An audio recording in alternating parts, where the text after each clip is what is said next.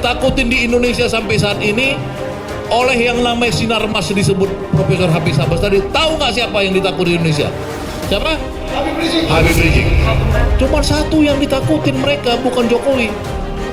Jadi kalau kita mau membangun kekuatan untuk perubahan sosial itu, ya maka berimamlah pada Habib Rizik.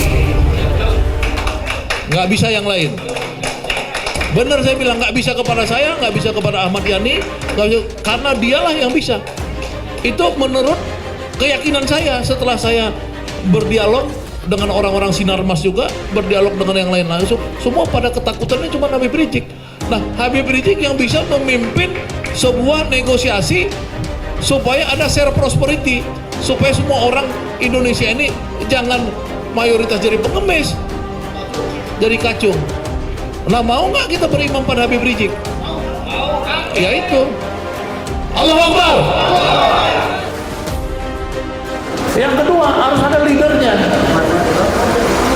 Kalau nggak ada leader, nggak ada gunanya. Makanya saya selalu bilang kepada orang, selalu dalam tulisan saya membuat imam besar Habib Rizik.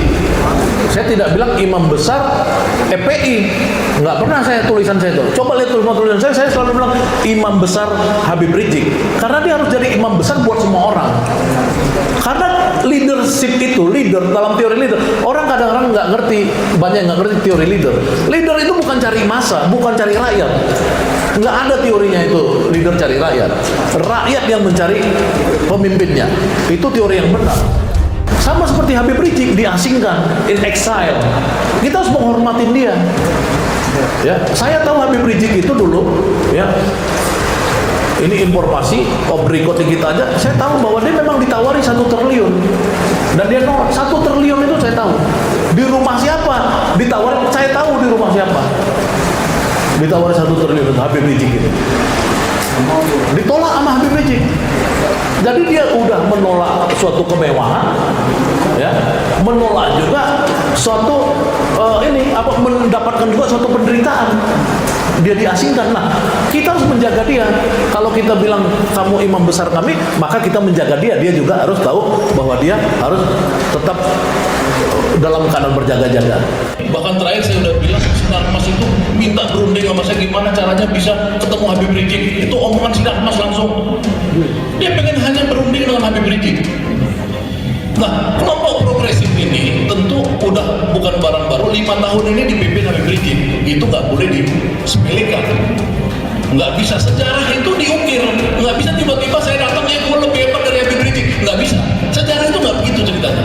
Nggak bisa Soekarno waktu itu digantikan tahun 45, tiba-tiba Sahrul datang ke Indonesia atau Musuh atau apa. Soekarno lu nggak ada apa-apanya, Tan Malaka aja. Nggak bisa, karena Soekarno yang terus. Dan 5 tahunnya Habib Rizik. Nah, secara sosiologi, ya, jadi penjelasannya harus ada ilmunya. Jangan kita bilang kosong, nggak kosong.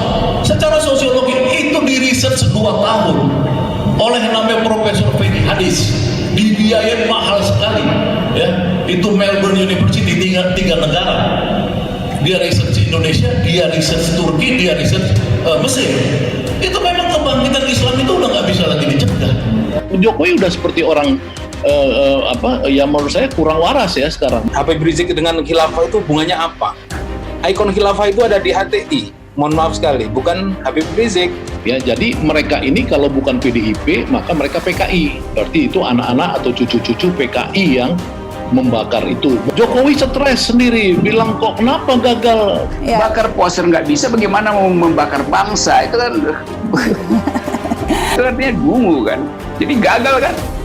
Dan saya kira juga Habib Rizik nggak anggap itu. Mungkin Habib Rizik habis lihat videonya, mungkin dia pakai kan dia suka bercanda Betawi. Gua kata juga apa, kagak mempan lo, itu begitu-begitu kan. Habib Rizik ini sakti. Habib Rizik itu betul-betul ini, kita kan bangsa Indonesia ya, bangsa yang percaya tentang orang-orang yang dilindungin oleh kekuasaan langit. Jadi Habib Rizik itu sudah berkali-kali ditembak ya, itunya apa namanya, markasnya di mana di puncak itu diserbu pakai peluru-peluru, dia selamat.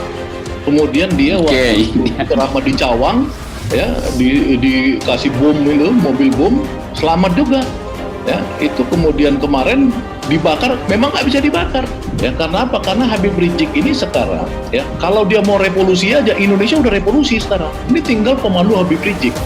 Kalau Habib Rizik ini misalkan pulang ke tanah air, sewa jet pribadi seperti yang dilakukan siapa kemarin tuh Joko Chandra, ya, Joko Chandra sewa jet pribadi, dada-dada selfie, ya kan? Artinya kalau Habib Rizik menyewa pesawat terbang, ya, atau balon udara, bisa juga balon udara dia sewa, terbang ke Indonesia, sampai di Indonesia, ini revolusi Indonesia ini. Habib Rizik itu udah matahari sekarang. Udah, pokoknya kalau Habib Rizik datang ke Indonesia udah revolusi.